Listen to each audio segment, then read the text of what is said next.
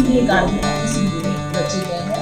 ये जो पत्थर है इसमें ये गंज बासुदा के पत्थर हैं। गंज बासुदा मध्य प्रदेश का एक शहर जहाँ फर्शियाँ बनती हैं, जो आंगन वगैरह में लगाई जाती है, उसकी कटिंग जो चिप्स है उसी के ही टुकड़े हैं। किसी को हथौड़ी मार के तोड़ा या शेप नहीं दिया है पत्थरों को, उसी टुकड़े को वैसे ही उपयोग किया है। जो सिर मैंने बनाया है गांधी जी का वो नर्मदा का पत्थर है, होशंगाबाद का। जो दो तीन सफेद पत्थर जो नीचे एक पत्थर जो है ये भूटान का है। और जो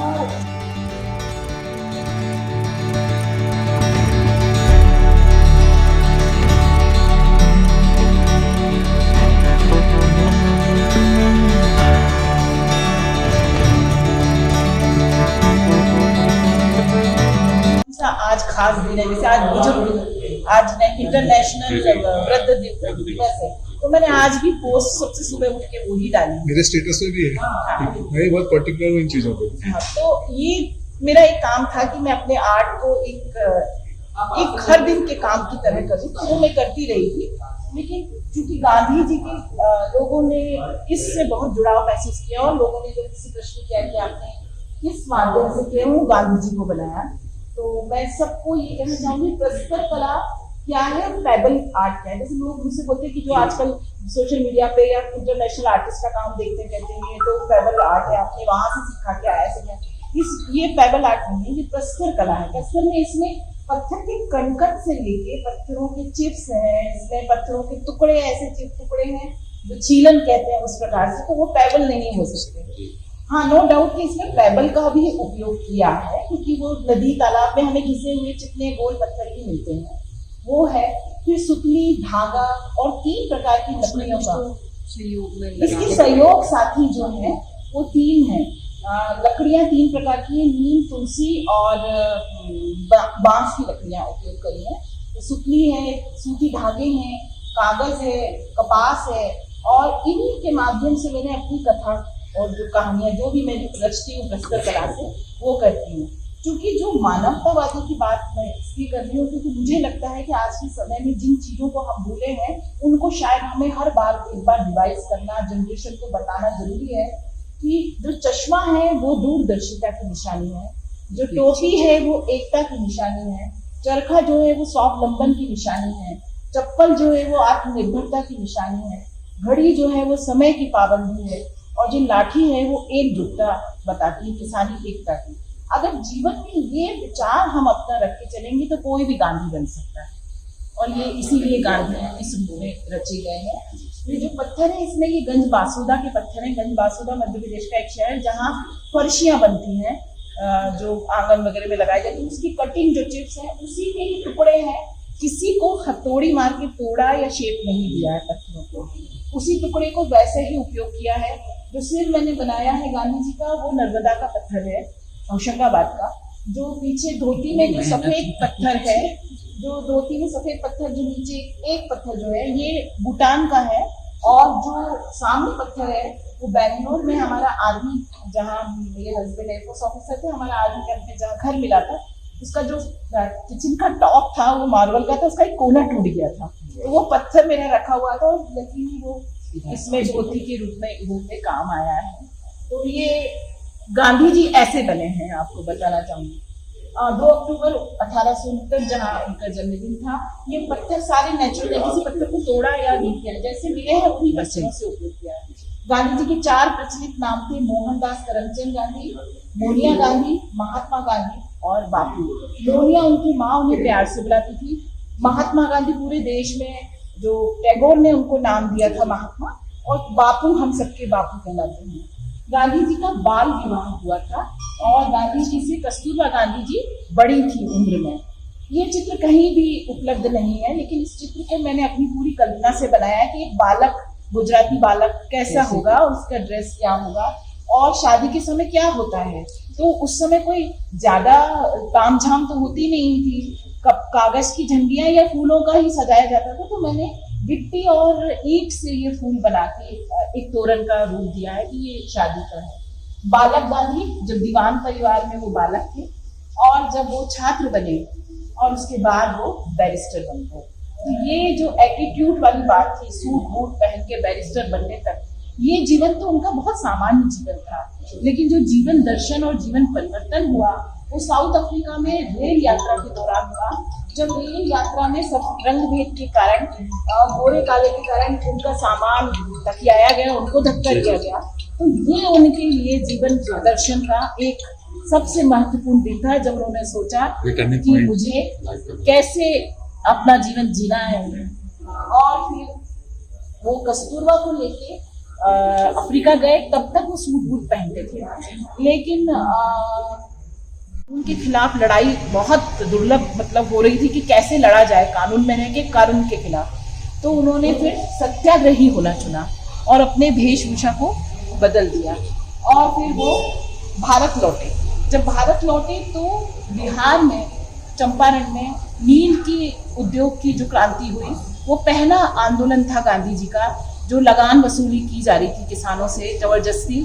तो ये नील रंग जो है, ये एक लहर चली ऐसी कि लोगों ने गांधी जी को बुलाया कि आप आइए इधर हमारी मदद करिए, क्योंकि अफ्रीका में भी गांधी जी वो काम कर रहे थे। तो गांधी जी ने फिर लोगों को जोड़ना शुरू किया, लोग उनके साथ जुड़ना शुरू हुए और ये पहला आंदोलन था आज़ादी के लिए चंपारण। गांधी जी ने अपने वस्त्र त्यागे, क्योंकि जब उन्होंने देखा कि हमारे यहाँ इतनी गरीबी है, महिलाओं के पास 1 से 2 वस्त्र नहीं है, तब उन्होंने अपने वस्त्रों को और कम कर दिया। गांधी जी ने दूसरा आंदोलन जब शुरू हुआ, वो हुआ अहमदाबाद मिल का आंदोलन, जिसमें अहमदाबाद मिल में टैक्स ज्यादा लगाया जा रहा था मजदूरों के साथ काम। तो वो गांधी जी जेल के अंदर अनशन किया उन्होंने, और पहली भूख हड़ताल थी, वो अनशन किया और उसमें वो सारा दिन लोगों की कंप्लेंट्स को, उनकी जानकारियों को इकट्ठा करते थे कि किससे क्या परेशानी है। मजदूरों की एप्लीकेशन जो आती थी उनके पास, वो पढ़ते थे, समझते थे कि समस्या कहाँ है, कैसे इसका किया जाए। तो वो दृश्य है। उसके बाद में खेड़ा आंदोलन हुआ।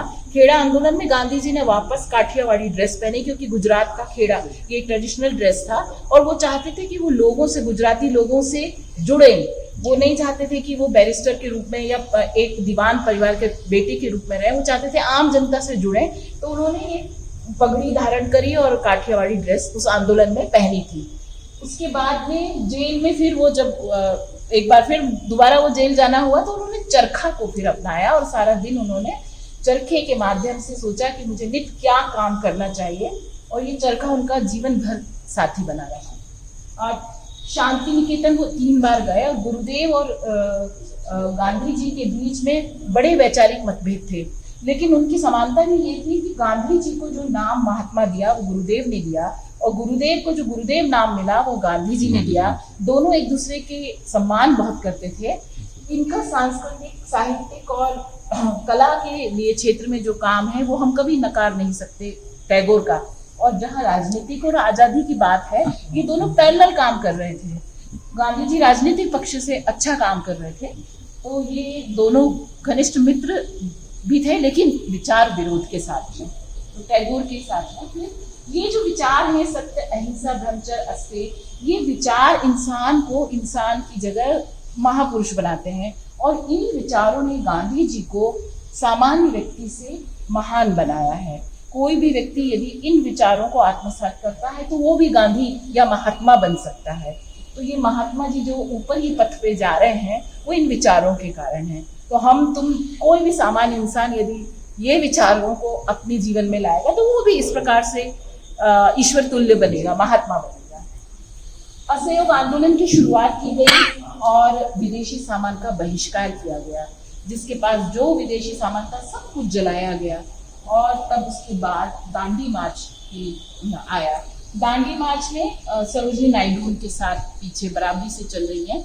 और नमक सत्याग्रह जो हुआ दांडी मार्च की सुबह, जब नमक उठा के कानून तोड़ा गया, तो आप देख सकते हैं कि सुबह की रोशनी अंधेरे से उजाले की ओर एक देश के लिए थी, आज़ादी के लिए लोगों में लड़ने की पूरी ऊर्जा झोंक दी गई थी। साबरमती आश्रम, जहाँ वो चिड़ियों को भी दाना खिलाते थे, चिड़िया भी बनाई गई हैं, और वो साबरमती आश्रम में रहने लगे थे। जमुनालाल बजाज जिन लोगों ने उन्हें जमीन दी थी जहाँ आश्रम बना था ये। और साबरमती आश्रम से गुजरात विद्यापीठ गांधी जी साइकिल से यात्रा करते थे। प्रार्थना के लिए उन्हें लौटना होता था, समय बचाना होता, और मीटिंग्स होती थी वहाँ पे विद्यापीठ में, तो उन्हें बहुत जल्दी रहती थी। तो गांधी जी कहते थे आम जनता के वाहन से ही मैं जाऊंगा, चाहते तो लोग उनको गाड़ी भी, बजाज ये सब बहुत रईस लोग थे जो उनको गाड़ियां भी प्रोवाइड कर सकते थे, लेकिन वो साइकिल वाहन चुना, जो आज भी आम जनता का वाहन जो है वो साइकिल। नमक सत्याग्रह और दांडी मार्च के बाद भी अंग्रेज गवर्नमेंट को लगने लगा था कि ये मुद्दा बहुत बढ़ रहा है, तो उन्हें बातचीत के लिए बुलाया जाए, तो गोलमेज कॉन्फ्रेंस के लिए लंदन बुलाया गया। तब गांधी जी के साथ में उनकी एक टीम पूरी गोलमेज के लिए SS राजपूताना पानी के जहाज से यात्रा करी, और उसमें फिर आप देख सकते हैं ये अपने अब्दुल गफ्फार खान, सरोजनी नायडू, लाजपत राय, ये सब लोग सब उनके साथ यात्रा, उनकी टीम में गई थी। गोलमेज कॉन्फ्रेंस हुआ, जो कि 3 गोलमेज कॉन्फ्रेंस हुए और तीनों असफल रहे। लेकिन सबसे इम्पोर्टेंट बात रही कि जब गोलमेज कॉन्फ्रेंस के लिए कॉटन मिल की महिलाओं ने उनका समर्थन किया गांधी जी का, उस एरा में महिलाओं द्वारा किसी ऐसे व्यक्ति का समर्थन करना जो उनकी गवर्नमेंट उसके विरोध में थी, अंग्रेज गवर्नमेंट, और वो कहते थे कि ये लंगोटधारी क्या करेगा, हंसी उड़ाई अधिकारी जाते थे या बीमारियों में मरते थे, हैजा प्लेग बहुत फैलता था। तो गांधी जी चाहते थे कि जब हमारा स्वतंत्र हो देश, तो एक ऐसा स्वतंत्र कि स्वास्थ्य रहे, लोग जनता जो है तो उन्होंने सफाई आंदोलन, ये सब सारी चीजें उन्होंने शुरू की थी। लेकिन वो अध्ययन करते थे, कई किताबें मंगाते थे बाहर से, ये हमारे कौन से जीवाणु कीटाणु हैं जो हमारे ये रोग फैलाते हैं।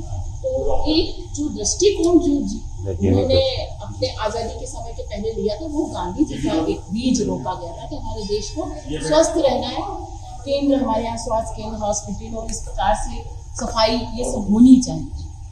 सेवाग्राम आश्रम, जहाँ निर्मला नाम की बकरी उनकी प्रिय बकरी थी, और निर्मला की बकरी का ही वो दूध पीते थे, चाहे कहीं भी जाते थे तो वो बकरी उनके साथ यात्रा करती थी। और ये बकरी मैंने इसलिए बनाई है कि वो वहाँ सेवाग्राम में बहुत समय तक उनके साथ रही हो। जब नोआखाली में कलकत्ता में ह्यूमन राइट्स हुए, तो कलकत्ता बकरी यहाँ से सेवाग्राम से रेल में कलकत्ता जाके 3-6 महीने गांधी जी रहे थे, तो वो रही थी बकरी उनके साथ में। बहुत इम्पोर्टेंट पॉइंट है। गांधी जी का प्रिय भजन था रघुपति राघव और वैष्णव जन को देने के लिए, क्योंकि उनकी माँ गाती थी और वो बचपन से इस भजन से बहुत प्रेरित थे। और जब ये भजन जब भी आज़ादी के लिए आंदोलन के लिए निकलते थे, फिर लोग उनके साथ जुड़ते थे और ये भजन गाते थे, ईश्वर को साथ लेके चलते थे, और सब बूढ़े जवान, बुढ़े, मतलब जवान, सारे महिलाएं पुरुष सारे इकट्ठे हो जाते थे और सब गाते बजाते निकलते थे। गांधी जी इस समय तक, भारत जरूर आजाद नहीं हुआ था, लेकिन इस समय तक गांधी जी पूरे विश्व में एक शांति दूत के रूप में स्थापित हो चुके थे। लोग उन्हें जानने लगे थे, लोग उन्हें मानने लगे थे।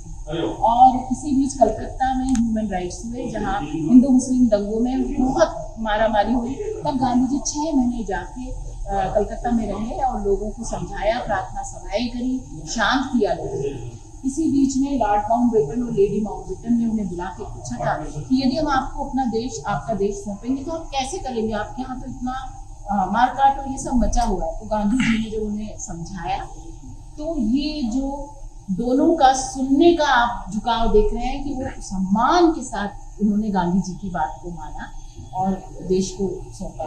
ये आखिरी दिन 30 जनवरी, जब गांधी जी प्रार्थना के लिए जा रहे थे, शाम का समय था और पक्षी भी लौट रहे थे।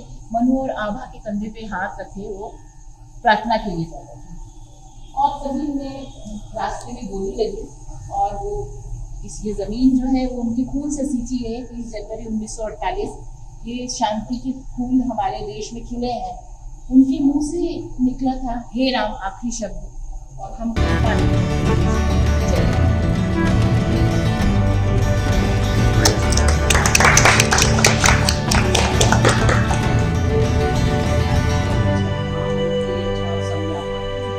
Thank you.